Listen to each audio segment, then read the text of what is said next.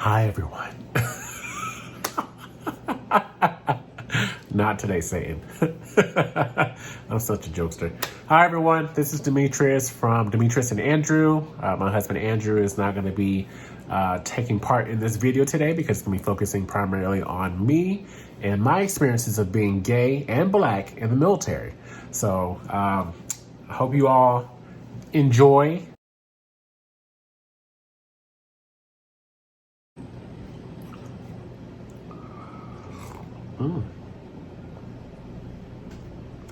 I had to go. I had to go grab a little tea because, not to say that I'm going to have some tea to give in this video, but because I have some bad sinuses. If you can already tell, I always sound congested for the most part. So the tea helps loosen it up. Ooh, that's tasty.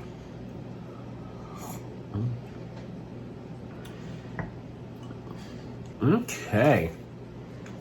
Well then, so I wanted to get up here and talk to you all about being black and gay in the military. And there's my Great Dane just waking up from her nap right when I'm starting this video. Daisy, go back to bed. Bed. No one called you. Oh my goodness, I don't even have kids, but ooh, sometimes, Lord. Bed, lay down.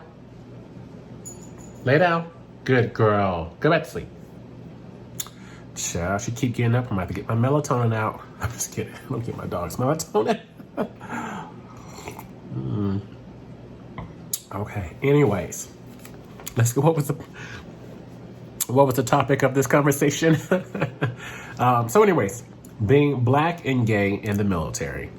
So I have been in the military since 2006. I joined in July of 2006. So I have been in for 14, going on 15 years this July. So, I mean, 15 years, that's not bad, huh? Yeah, still got it, still looking good, still looking tasty.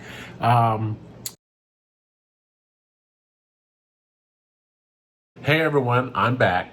I started my video a few days ago, which is what you were watching, until it rolled into this one, and then I got sidetracked and I ended up having to go do something else. So I am back. It's a few days later though, in the morning.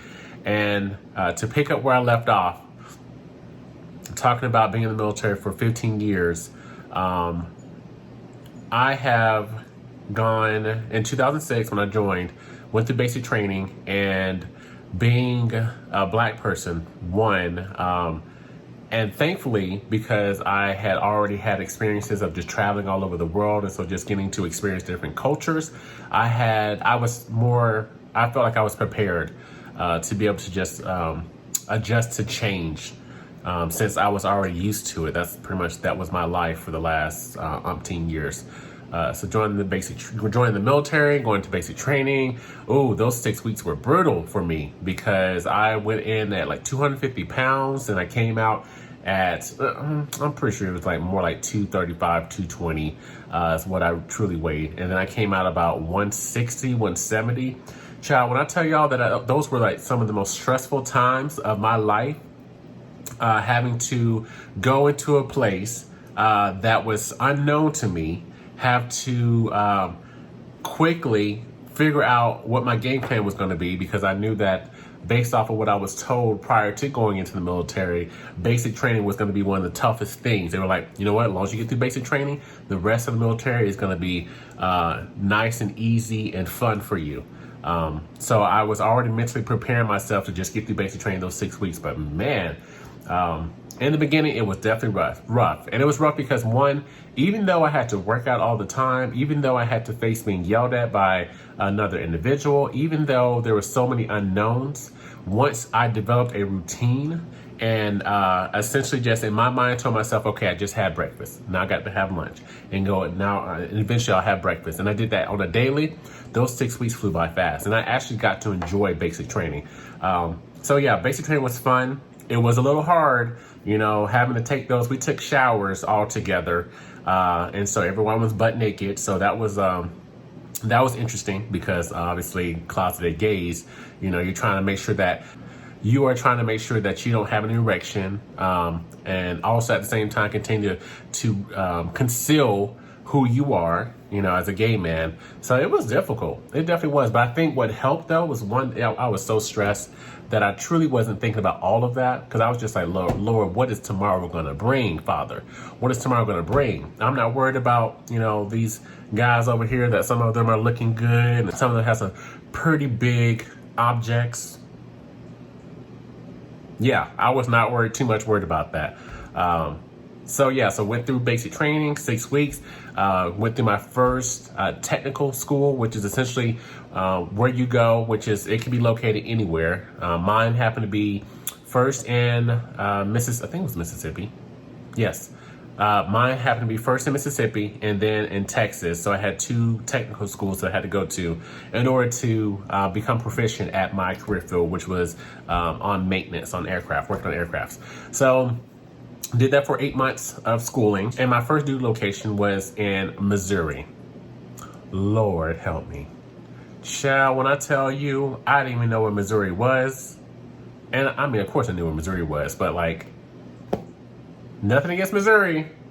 For those people that, live in Missouri, that love Missouri, I said, but that's not for me. That's not for me. I've tried it. I'm one of those people. I tell everyone, I said, I am willing to try some things at least once and give it my honest review and opinion. And I did that with Missouri. Child, when I tell you I went into the backwoods of Missouri, because that's where the base was located at. At the time I was working on a bomber aircraft there. I loved the job. The job was awesome because I got to meet some really cool people, got to work on a freaking amazing plane. Got to meet really good friends, lifelong friends that I continue to have until this day. So I got to learn all of that, but at the same time being in a place where when I first got there during our in-processing briefing, they told us that we could not visit certain locations near the base or in Missouri. And that's because they were towns known for being racist, and incidents have taken place there. And so that was one way the military was just trying to essentially look out for their fellow airmen, as well as just ensure that no one really got hurt. So that was a pretty interesting briefing in that I got to learn not only about my first duty location, but also the type of restrictions that were placed upon me as well as fellow airmen, but more specifically on someone of color, in order to prevent us from getting in any type of altercations with towns that were known to be racist. So that was a pretty interesting briefing. So went through that. Still gay, of course, still closeted, yes. So it was difficult on a daily basis of when I put the uniform on, concealing who I was so that I can just get the job done, right? Accomplish the mission. At the same time trying to maintain a more masculine type of personality so that no one could single me out. And they still did. Some people who I became really good friends with, eventually some people started to catch on to certain things. And I guess it started to make them wonder, is Demetrius really gay? Like, he's doing some things that just kind of seems more feminine than manly to me. Like maybe some of my mannerisms that I would do. I know when I definitely got comfortable, I tried my best not to get too comfortable at work, but there were some times where I was just like, look, as long as if someone asks me, all I got to say is just, no, I'm not gay. Right. And I was fine. So, it became harder as time went on. People got to know me more. And so I don't care who you are. It is hard to keep up a facade for a period of time, especially for a long period of time. And it's not like I guess I was intentionally trying to keep it up because it was going to affect my career if I didn't. During that time, Don't Ask, Don't Tell was in place, obviously, and it was 2008. And so it wasn't repealed until 2011 on the Obama administration. I was like, nope, I'm sorry. I like my job. I like my pay that I'm getting, and it's making me be independent. So I'm going to stick with this. And so, yeah, I did my best to essentially conceal who I was each and every time I put that uniform on. So something that I learned putting my uniform on each and every day and trying to conceal who I was that I was losing a piece of my true self each and every time I was putting that uniform on and going out there being someone that was not me, which would later come back to affect me in my later years, even to this day. But I had to do it. I had to portray this person that did not seem like he was a gay person in order for me essentially to have job security. That's what it boiled down to. So in Missouri, made some good friends there. I enjoyed my job there, enjoyed working with some people, not all people, but some people. There were, onesie, twosies that may have made comments. And that's another thing too, being in general in the military, maybe more so in the maintenance career field than other career fields, is that people, especially men, like to joke around and they'll like to, say things that might be offensive to others, but they're in a joking manner. Excuse me. Like calling someone gay or calling someone a faggot or saying that they like to go and do some gay thing with another man. These were all things that I heard, and I never really spoke up about it in the beginning because I was afraid. Like, I didn't want to essentially single myself out to be like, oh, no. That's wrong. Even though in the military, they do have a policy in place where zero discrimination, and that if one person is offended, then that means everyone is offended, essentially, or everyone is in the wrong. So therefore, we need to correct our behavior. That didn't apply to homosexuals because don't ask, don't tell. So that was in place. So I had to go through all of that, just listening to people's conversations, like having to hide myself and be afraid sometimes whenever I would be like left alone in situations with like maybe one or two or three other people or a team of people on an exercise, and we're just sitting there for hours and we're just having all types of conversations. And they bring up some homosexual, some gay conversations about, they don't like this or they hate this. And I'm just over here having to not necessarily agree with them, but also kind of have to filter my answers so that I ensured that what I was saying did not single me out as a gay person. So it was tough. It absolutely was tough. But one reprieve for me was that at the end of the day, I got to go home, take my uniform off, and in my room, because I had my little dorm during that time, in my room, I got to be me, right? So that was nice because I got to just essentially unshield that cover that I had placed upon myself in the morning time and getting myself ready for work. And then in the afternoon, I would just take that facade, that cover off, and then it would truly be Demetrius. And then later on, while in Missouri, I eventually met some good friends that I was able to confide in and tell them eventually that I was a gay man, which they were completely fine with. So that definitely helped as well. So it definitely was something that has completely changed my mental state, because I feel like I have 2, maybe 3 different personalities when it comes to acting a certain type of way. Even now to this day, y'all, I put my uniform on and I'm not as restrictive and as uncomfortable as I was when I first started having to do that, because obviously Don't Ask, Don't Tell was repealed in 2011. So therefore, I would no longer face any type of repercussions for being gay. So that helped for sure. That helped a lot because I was able to kind of go in and now at least reset some part of that mental psyche that says, okay, Demetrius, you can lower your guard a little bit more, because now that even when you're in uniform, it is okay to be a gay person, and it's okay to show that. As long as you are still doing your job, maintaining your professionalism, and getting the mission accomplished at the end of the day, nothing else matters.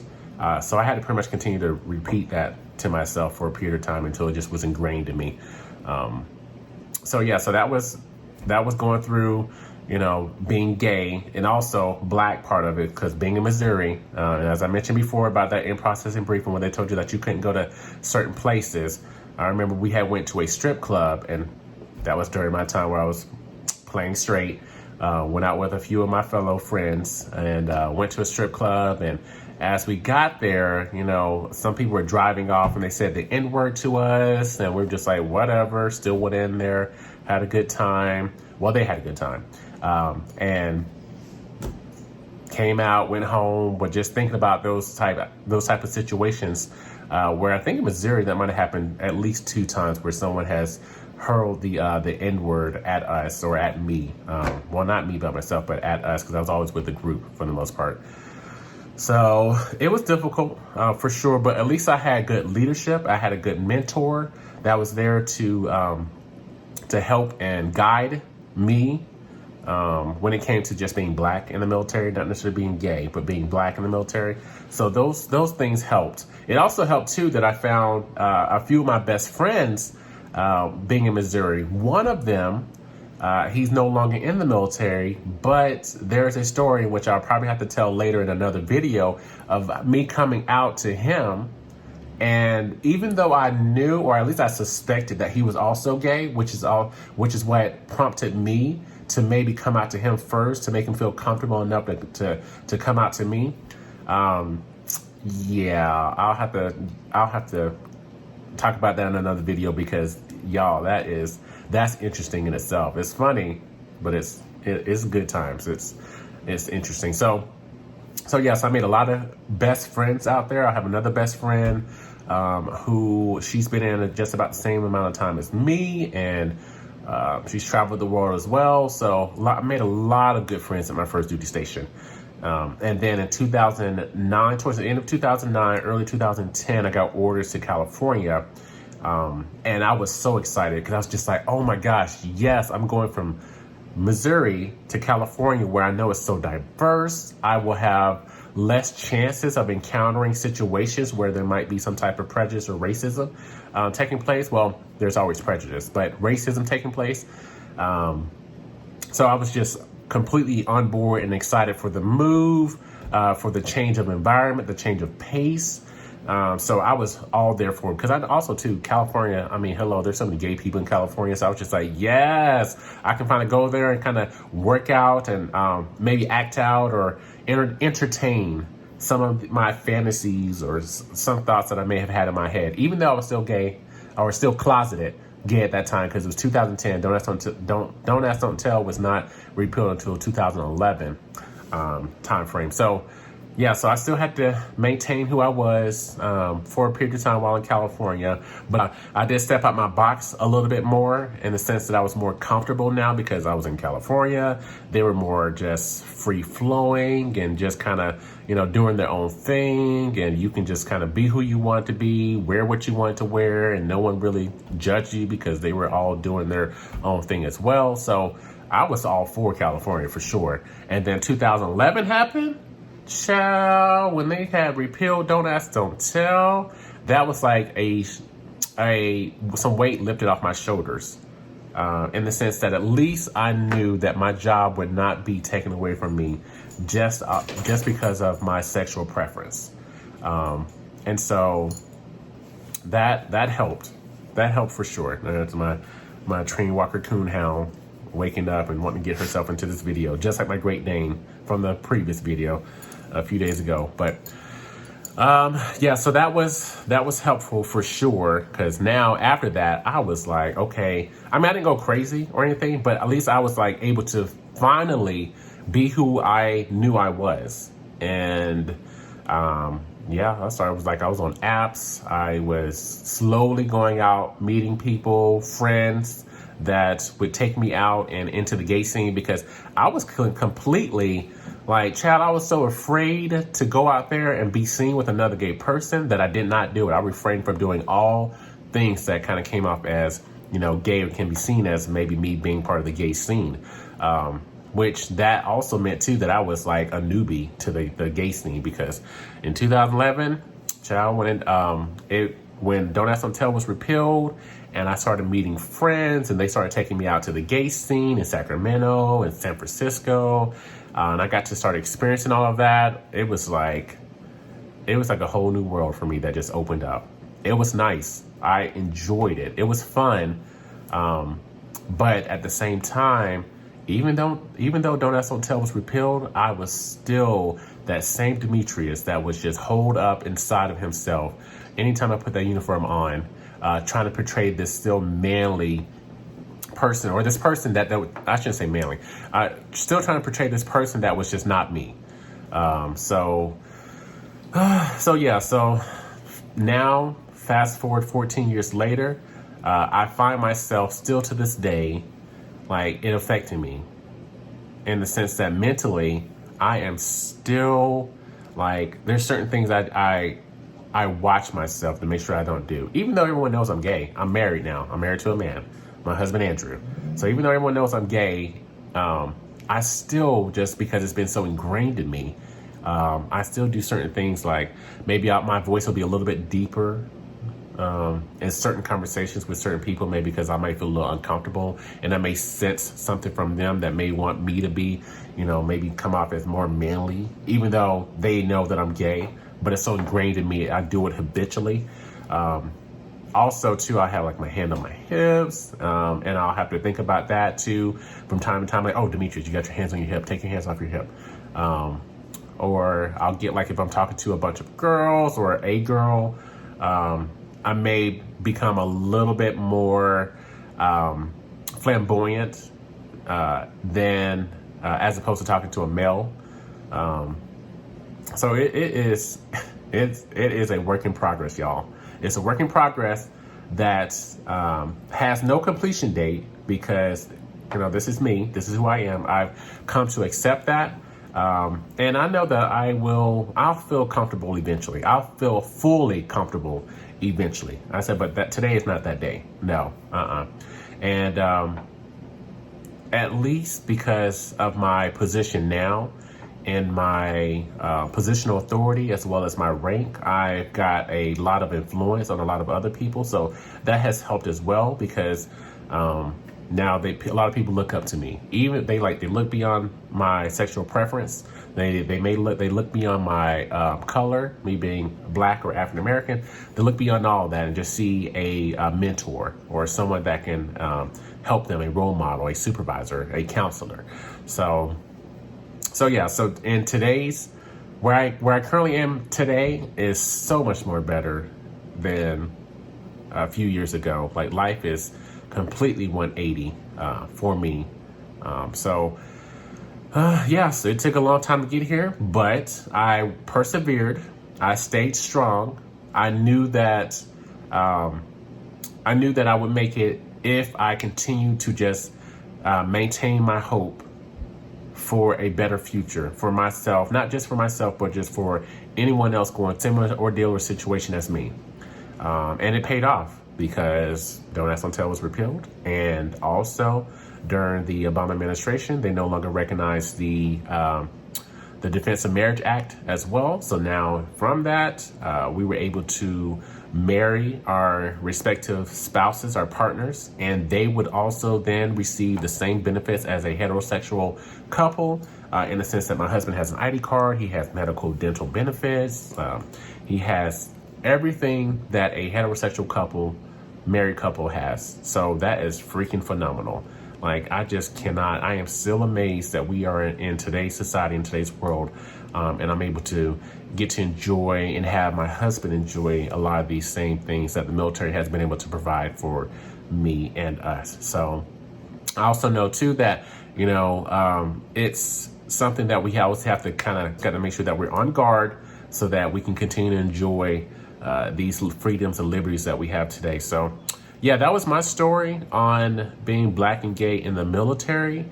Feel free to comment below and feel free to like this video if you enjoyed what I said today. I will be making a few more videos.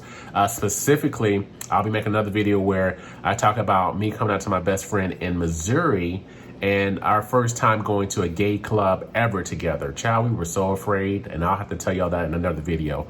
And then I also got some other stories that stem from this conversation that I'll be making other videos from. So if you like this video, please feel free to like, share, and subscribe, and comment down below so that I know that you guys enjoyed the video. And I guess I'll be posting some more videos here in the near future. So you all take care, stay blessed, stay safe. Coronavirus is out there, still going around. So please, everyone, still stay safe and take care of each other. All right, y'all have a blessed day.